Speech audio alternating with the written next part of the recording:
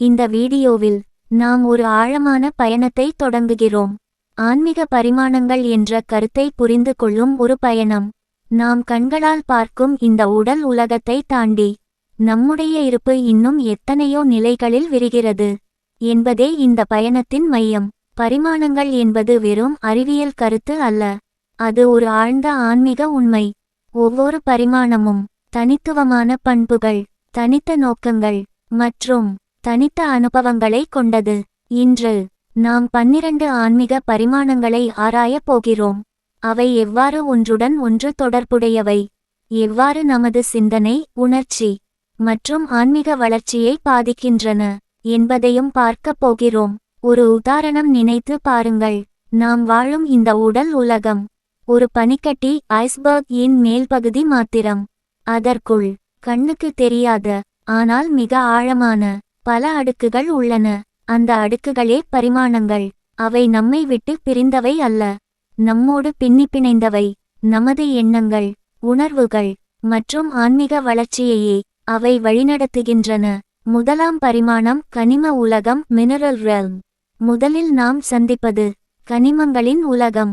இதுவே அனைத்து உடல் பொருள்களின் அடித்தளம், நிலைத்தன்மை, கட்டமைப்பு, உறுதியான அடிப்படை.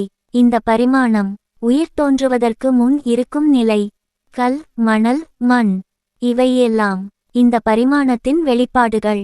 இரண்டாம் பரிமாணம் தாவர உலகம். அடுத்ததாக உயிர் முதன்முறையாக வெளிப்படும் இடம்.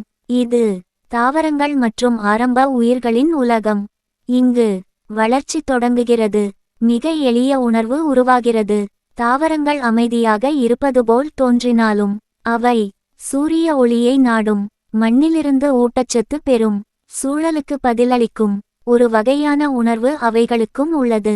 இந்த பரிமாணம் இயற்கையுடன் உள்ள தொடர்பை நமக்கு கற்றுத் தருகிறது. மூன்றாம் பரிமாணம் உடல் உலகம், நாம் வாழும் உலகம். இப்போது நாம் தினமும் வாழும் உலகத்திற்கு வருகிறோம். இந்த பரிமாணத்தின் சிறப்புகள்: நேரம் நேர்கோட்டில் நகரும், இடம், காலம், உடல். நாம் சவால்களை எதிர்கொள்கிறோம், ஆசைகளை துரத்துகிறோம், இன்பம், துன்பம் அனுபவிக்கிறோம். இது தான் கர்மா உருவாகும் பரிமாணம். ஆனால் இதற்கு அப்பாற்பட்ட உலகங்கள் இருப்பதை நாம் பெரும்பாலும் மறந்து விடுகிறோம். நான்காம் பரிமாணம் காலத்தின் விரிவு. இங்கே நேரம் என்பது கடந்தது, நிகழ்காலம், எதிர்காலம் என்ற வரிசை மட்டும் அல்ல, அனைத்தும் ஒன்றாக இணைந்த நிலை. டேஜா வு அனுபவங்கள், திடீர் உள்ளுணர்வுகள், இவை அனைத்தும் இந்த பரிமாணத்துடன் உள்ள நமது தொடர்பின் விளைவுகள்.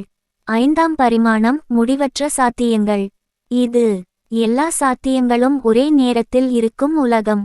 இரட்டைத்தன்மை, நல்லது கெட்டது கரையும், அன்பும் கருணையும் மேலோங்கும்.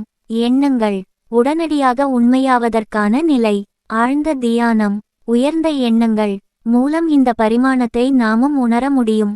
ஆறாம் பரிமாணம் உயர் ஆத்மா. இங்கு நாம் நம் ஹையர் செல்ஃப் ஐ உணர்கிறோம்.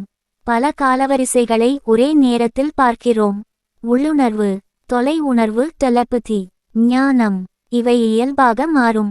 ஏழாம் பரிமாணம் கூட்டு சிந்தனை. இங்கே நான் என்ற உணர்வு கரைகிறது, நாம் என்ற உணர்வு பிறக்கிறது, அனைவரும் ஒன்றே என்ற உண்மை தெளிவாகிறது. கூட்டு தியானம், பிரார்த்தனை மூலம் இந்த பரிமாணத்தை அனுபவிக்க முடியும். எட்டாம் பரிமாணம் முழுமையான ஒருமை. இங்கு தனித்த அடையாளம் இல்லை, அனைத்தும் ஒன்றே, நேரமும் இடமும் இல்லாத நிலை. ஆன்மீக ஆனந்தம், ஞானம் இங்கே சாதாரணம். ஒன்பதாம் பரிமாணம் நிபந்தனையற்ற அன்பு. இந்த பரிமாணம் முழுவதும் அன்பு மட்டுமே. அந்த அன்பு குணமாக்குகிறது, மாற்றுகிறது, உயர்த்துகிறது. பத்தாம் பரிமாணம் பிரபஞ்ச இணைப்பு. அனைத்து உயிர்களும் ஒரே வலையமைப்பில் இணைந்த நிலை. எண்ணங்கள், செயல்கள் அனைவரையும் பாதிக்கும். 11ஆம் பரிமாணம் முழு ஒருங்கிணைவு. வாழ்க்கையில் நடந்த அனைத்தும் ஒரே ஞானமாக ஒன்றிணையும் நிலை. ஒளியும் நிழலும் இரண்டும் ஏற்றுக்கொள்ளப்படும். 12ஆம் பரிமாணம் தெய்வ ஒற்றுமை. இது இறுதி நிலை, தெய்வத்துடன் ஒன்றாகும் நிலை. இங்கு நான் இல்லை, அவன் இல்லை, ஒன்றே ஒன்று மட்டுமே. முடிவு செய்தி: இந்த 12 பரிமாணங்களின் பயணம் ஒரு அறிவு பயணம் மட்டும் அல்ல, அது உணர்வு மாற்றம், வாழ்க்கை மாற்றம். இந்த வீடியோ உங்களை சிந்திக்க வைத்திருந்தால் இந்த பயணம் தொடங்கிவிட்டது என்பதே அர்த்தம்.